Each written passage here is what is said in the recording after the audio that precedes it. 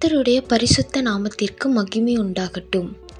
கடவுளுக்காக முற்றும் அர்ப்பணிக்கப்பட்ட வாழ்க்கை. 1858 மகாராஷ்டிரா மாநிலத்தில் ஆனந்த் சாஸ்திரி இவர்களுக்கு மகளாய் பிராமண குடும்பத்தில் பிறந்தவர் பண்டித ராமாபாய். இவர் பெரும் பக்தி வைராக்கியம் நிறைந்த குடும்பத்தில் பிறந்தவர்.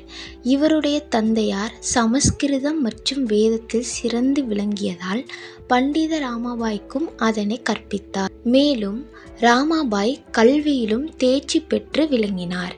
இவர் உயர்ந்த குலத்தில் பிறந்ததால் புண்ணிய ஸ்தலங்களுக்கு சென்று நீராடி அங்கு வேதங்களை ஓதுவதுதான் இவர்களது குலத்தொழிலாக இருந்தது.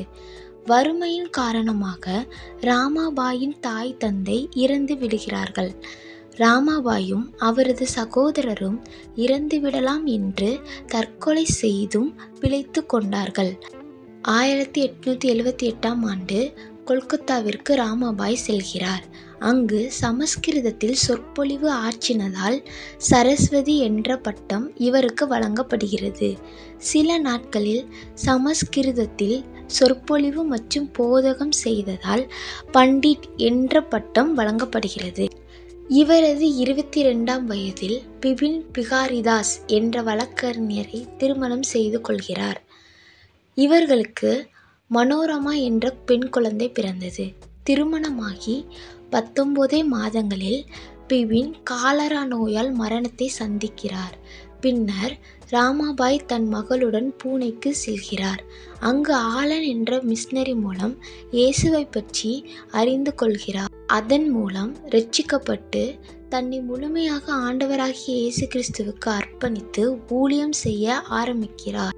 ஒரு நாள் இவரது ஜெப வேளையில் நினைவுக்கு வந்த இந்திய பெண்களின் நிலைமையை குறித்த பாரத்தினால் இளம் வயதிலேயே பல இன்னல்களை வாழ்வில் அனுபவித்திருந்தாலும் அவைகளை பொருட்படுத்தாது சமூக தீமைகளை வேருடன் அகற்ற தன்னை அர்ப்பணித்தார். தேவனை பற்றி அம்மக்களுக்கு சொல்ல வேண்டும் என தீர்மானித்தார். மகாராஷ்டிராவில் சாரதா சர்தன் என்ற தொண்டு நிறுவன அமைப்பை ஆண்டவரை மட்டுமே நம்பி ஆரம்பித்து ஒதுக்கப்பட்ட இந்திய விதவைகளுக்கும் அனாதை பிள்ளைகளுக்கும் அடைக்கலம் கொடுத்தார். அப்பெண்களுக்கு கைத்தொழில்களை கற்றுக் கொடுத்தார்.